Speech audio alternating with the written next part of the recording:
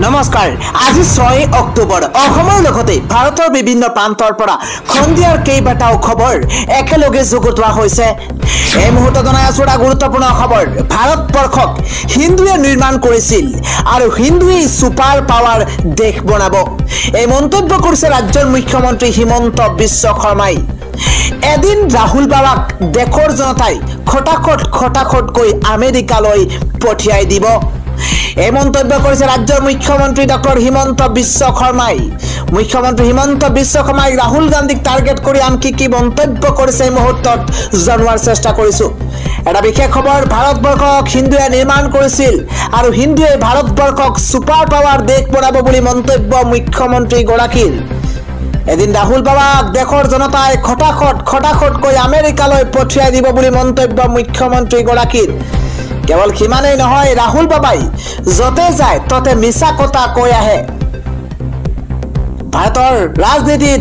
ভাৰতত ৰাজনীতি কৰি লাভ নাই ৰাহুল বাবাৰ হিন্দু সমাজক ভাগ কৰিব বিচাৰিছে ৰাহুল গান্ধীয়ে ৰাহুল গান্ধীৰ যদি সাহস আছে মুছলমান সমাজক ভাগ কৰি দেখুৱাওক মুখ্যমন্ত্ৰী ডক্টৰ হিমন্ত বিশ্ব শৰ্মাৰ উদাত্ত ভাষণক লৈ এতিয়া দেশ জুৰি চৰ্চা অব্যাহত আছে খন্দিয়াৰ পৰৱৰ্তী ব্ৰেকিং নিউজ পলিটিকেল আপডেট জনোৱাৰ চেষ্টা কৰিছো হাৰিয়ানাৰ জম্মু কাশ্মীৰৰ বিধানসভা নিৰ্বাচনৰ এক্সিট পোল প্ৰকাশ পাইছে আমি এটা বিশেষ খবৰ জনাই দিয়াৰ চেষ্টা কৰিছো হাৰিয়ানাৰ জম্মু কাশ্মীৰৰ নিৰ্বাচনৰ এক্সিট পোল আমি জনাই গৈছো এটা গুৰুত্বপূৰ্ণ খবৰ হাৰিয়ানাৰ জম্মু কাশ্মীৰত কংগ্ৰেছৰ দুমহাত বিধ্বস্ত হৈ পৰিছে বিজেপি আউট হাৰিয়ানা আৰু জম্মু কাশ্মীৰত আহি আছে কংগ্ৰেছৰ চৰকাৰ এটা বিশেষ খবৰ হাৰিয়ানাৰ জম্মু কাশ্মীৰত চৰকাৰ গঠন কৰিব কংগ্ৰেছে এটা গুৰুত্বপূৰ্ণ খবৰ পলিটিকেল ব্ৰেকিং নিউজ হাৰিয়ানাৰ জম্মু কাশ্মীৰৰ বিধানসভা নিৰ্বাচনক লৈ প্ৰকাশ পাইছে এক্সিট পোল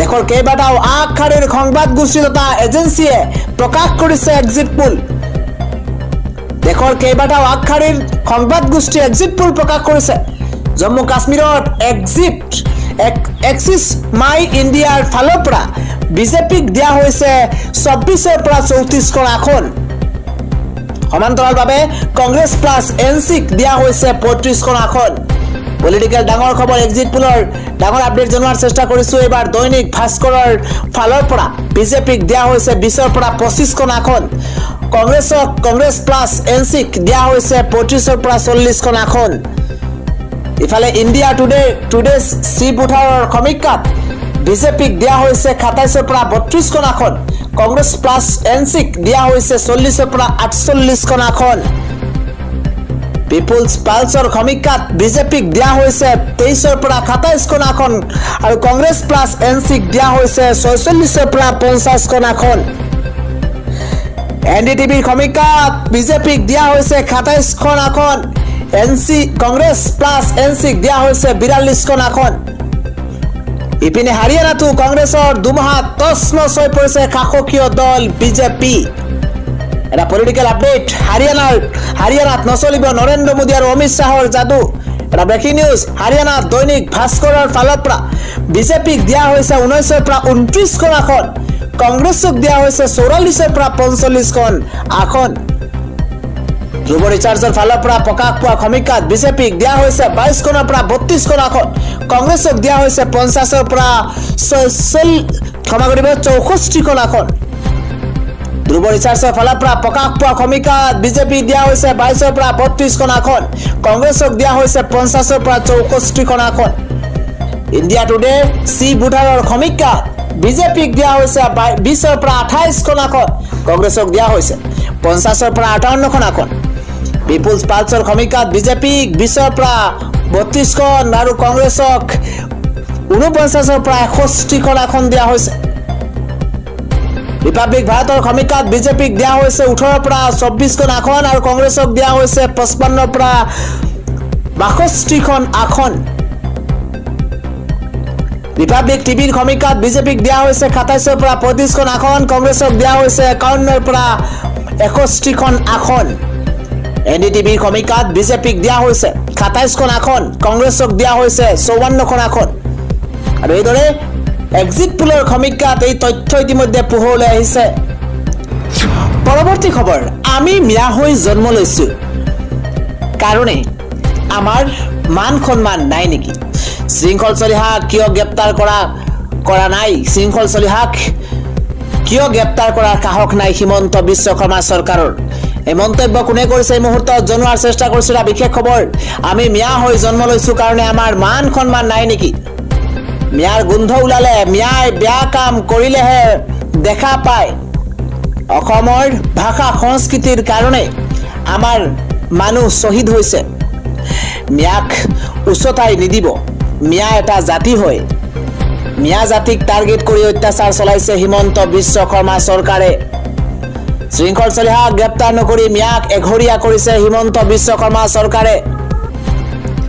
শৃংখল চলিহাক কিয় গ্ৰেপ্তাৰ কৰাৰ সাহস নাই এইখন চৰকাৰৰ? শৃংখল চলিহা কোন হয়? শৃংখল চলিহাক কিয় PSO দিছে? এই হুংকাৰ প্ৰদান কৰিছে অসম সংখ্যালঘু সংগ্ৰাম পৰিষদে। আন এটা গুৰুত্বপূৰ্ণ খবৰ হৈছে ঋণ ল'বলৈ যোগ্যতা লাগে আৰু সেই যোগ্যতা আছে কাৰণে আমাৰ চৰকাৰে ঋণ লৈছে। এই মন্তব্য কৰিছে মন্ত্ৰী জয়ন্ত মল্ল বৰুৱাই। অসম চৰকাৰে শেহতীয়াকৈ প্ৰতিমাহে ঋণ লোৱা খবৰ সামাজিক মাধ্যমত সংবাদ মাধ্যমত প্ৰকাশ পাইছে যে প্ৰতিমাহে এইখন চৰকাৰে ঋণ লৈ আছে আৰু সেই ঋণ সন্দৰ্ভত মুখ খুলিছে মন্ত্ৰী জয়ন্ত মল্ল বৰুৱাই। ঋণ ল'বলৈ যোগ্যতা লাগে আৰু সেই যোগ্যতা আছে কাৰণে এইখন চৰকাৰে ঋণ লৈছে বুলি মন্তব্য মন্ত্ৰী জয়ন্ত মল্ল বৰুৱাৰ। ৰাজ্য চৰকাৰে প্ৰতিমাহে লৈ থকা ঋণ সন্দৰ্ভত প্ৰতিক্ৰিয়া প্ৰকাশ কৰিছে মন্ত্ৰী জয়ন্ত মল্ল বৰুৱাই। সামাজিক মাধ্যমৰ জৰিয়তে প্ৰতিক্ৰিয়া প্ৰকাশ কৰিছে মন্ত্ৰীগৰাকীয়ে। সামাজিক মাধ্যমৰ জৰিয়তে প্ৰকাশ পাইছে যে অসমৰ অৰ্থনৈতিক উন্নয়ন এতিয়া কংগ্ৰেছে ভবাতকৈ বহুত আগুৱাই গৈছে। দীৰ্ঘদিন কংগ্ৰেছে শাসন কৰি স্থবিৰ কৰি পেলোৱা অসমৰ অৰ্থনৈতিক পুনৰ প্ৰাণ দিবলৈ মুখ্যমন্ত্ৰীগৰাকীয়ে বহুত কষ্ট কৰিবলগীয়া হৈছে। আমি ঋণ লৈছো অসমক দেশৰ ভিতৰতে এখন আগশাৰীৰ ৰাজ্য হিচাপে প্ৰতিষ্ঠা কৰিবলৈ। এই ঋণ FRBM আইন অনুসৰি লোৱা হৈছে বুলি মন্তব্য মন্ত্ৰী জয়ন্ত মল্ল বৰুৱাৰ। এই আইন অনুসৰি আমি আমাৰ ৰাজ্যৰ মুঠ ৰাজ্যিক ঘৰুৱা উৎপাদনৰ 32% ঋণ ল'ব পাৰোঁ। কিন্তু আমাৰ ঋণৰ পৰিমাণ মুঠ GSDPৰ 24% ভিতৰতে আছে। ঋণ সাধাৰণতে আন্তঃগাঁথনিৰ উন্নয়ন অথবা মূলধনী ব্যয়ৰ বাবে লোৱা হয়। 2016 চনলৈকে অসমৰ ঋণৰ পৰিমাণ আছিল প্ৰায় 42,000 কোটি টকা। দেশৰ সকলো উন্নত ৰাজ্যই অৰ্থনৈতিক উন্নয়নৰ বাবে ঋণ লয়। এই মন্তব্য কৰিছে মন্ত্ৰী জয়ন্ত মল্ল বৰুৱাই। পৰৱৰ্তী ব্ৰেকিং নিউজ, মুখ্যমন্ত্ৰীগৰাকীয়ে কয় যে আৰ্থিক সংকট মানে কি? আৰ্থিক সংকটৰ অৰ্থ মই বুজি নাপাওঁ। আৰ্থিক সংকটৰ মাজতো মানুহে অৰুণোদয় আঁচনি পাই আছে। আৰ্থিক সংকটৰ মাজতো অৰুণোদয় পাই আছে লোকে। আৰ্থিক সংকটৰ মাজতো চৰকাৰী কৰ্মচাৰীয়ে মাহৰ 1 তাৰিখে দৰমহা পাই আছে। আৰ্থিক সংকটৰ মাজতো চৰকাৰী কৰ্মচাৰীসকলে প্ৰতি মাহৰ 1 তাৰিখে দৰমহা লাভ কৰিছে। আৰ্থিক সংকটৰ মাজতো ফ্লাইঅভাৰৰ নিৰ্মাণ হৈ আছে, মাথাউৰি নিৰ্মাণ হৈ আছে।